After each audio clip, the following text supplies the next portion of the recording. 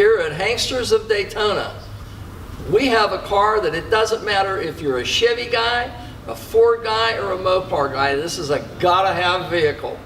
1970 Charger RT, 440 original motor, original numbers matching motor, HP2. Has some upgrades to it. Has a wind intake manifold, a Hawley vacuum, big bore carburetor on it, set of ceramic coated 1 3/4 headers, power brakes, disc brakes in the front, Prestolite distributor. This car is the real deal. It is a numbers matching car. It is a 1970 Charger RT, just like the one Vin Diesel uses. Uses 68, 69, and 70. This is the 70, the last of that series and the most sought after. And we have it here at HANKSTERS. 1970 Charger RT, correct number 440 engine and drive line. If there was ever in the history of muscle cars a better looking muscle car, whether it was a Ford, a Chevy, or a Mopar, it couldn't have surpassed this car. This car is absolutely incredible the way it looks.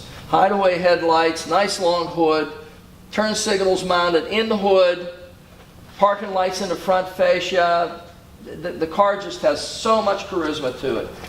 Big round surround chrome bumper around the grille area.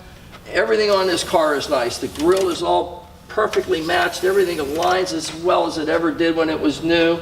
The finish, the fit, you can see the seams on the hood, around the cowl area. Everything on this car is just fit to perfection. Driver's side the same way. The car is just absolutely stunning. We have it.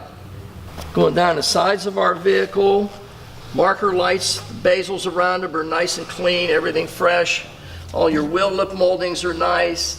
Kelsey Hayes Magnum 500 wheels. The chrome on them is absolutely gorgeous, absolutely gorgeous.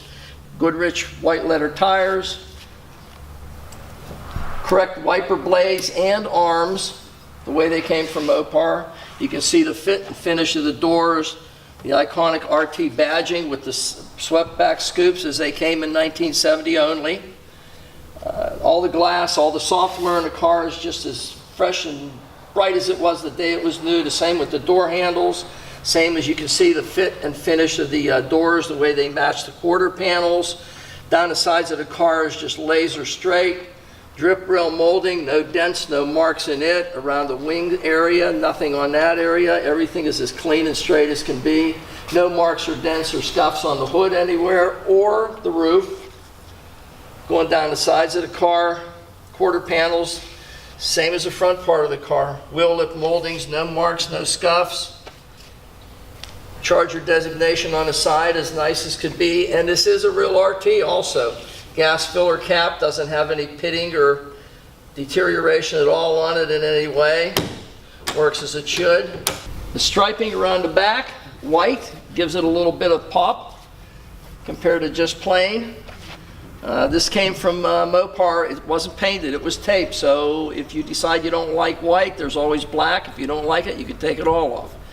But this particular car really looks nice with the white stripe on it. It really gives it some pop. Light bezels in the back are just as they were in the front, just as nice as can be. Back bumpers are gorgeous, no marks, no dings, no scuffs.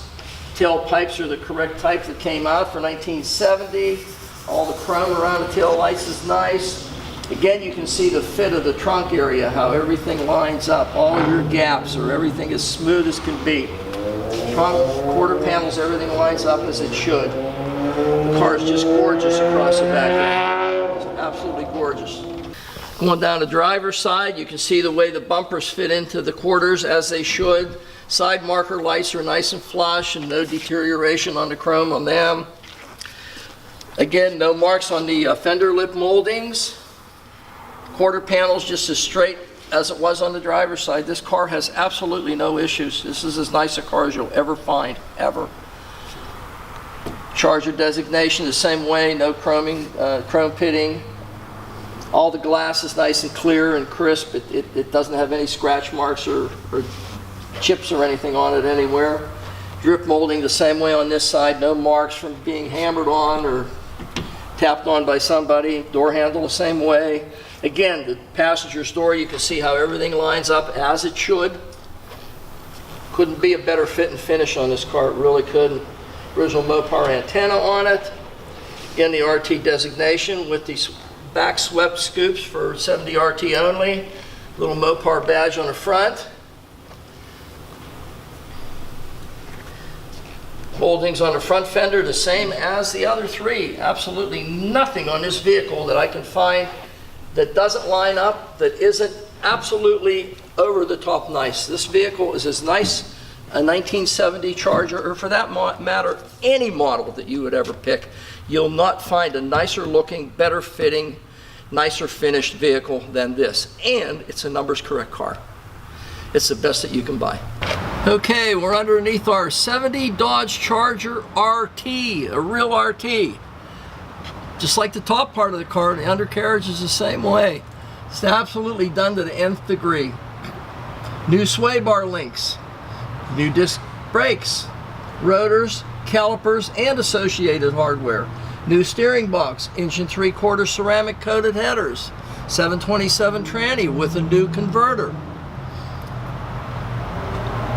2.5-inch pipes, stainless steel, going into a crossover X-type pipe.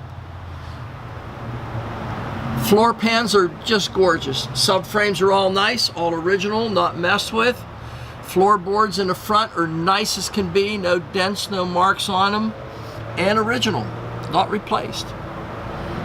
Where they go onto the rocker panels, still have the welds just like they were from the factory.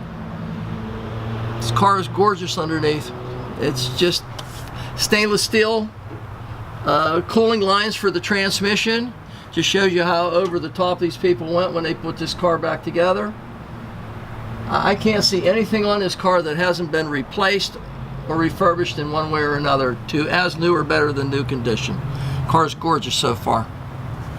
Okay, our 2.5-inch pipes are terminating into stainless steel undercarriage mufflers, very similar to what came from the factory from Mopar way back when.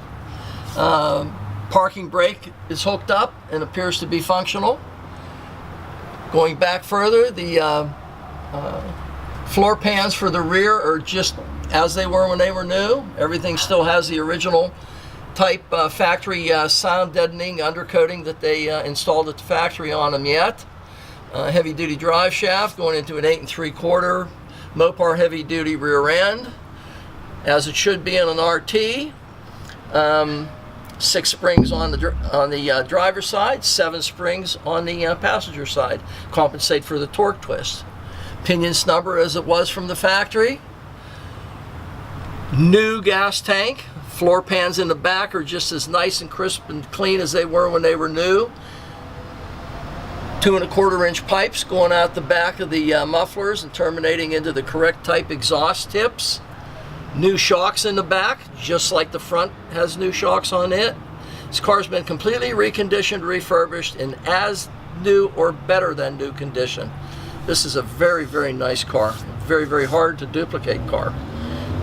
68, 9, and 70 Charger are impossible to find, and to find one that hasn't been compromised in one way or another is a very rare find, and we got one.